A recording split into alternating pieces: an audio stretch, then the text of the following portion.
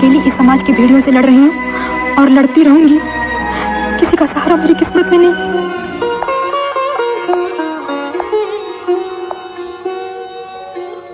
नहीं लक्ष्मी, तुम जाओ बुलेट, तुम्हें मेरी फिक्र करने की कोई जरूरत नहीं।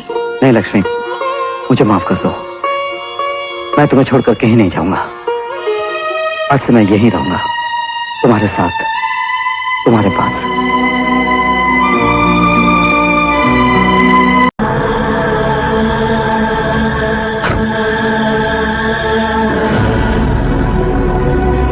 कसम खाकर आ गया है इंतकाम का ये अंगारा,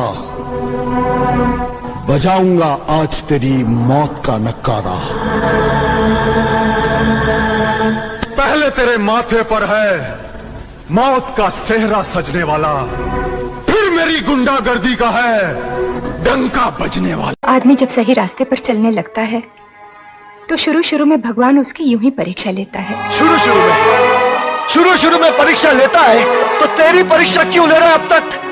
तूने तो किसी का बुरा नहीं किया, हमेशा सच्चाई के रास्ते पर चलती रही। नहीं मां नहीं, ऊपर वाला कुछ नहीं करता, बस हम जैसे गरीबों के आंसुओं पर अपनी प्यास बुझाता रहता है। इतनी जल्दी हिम्मत नहीं हारते बेटे।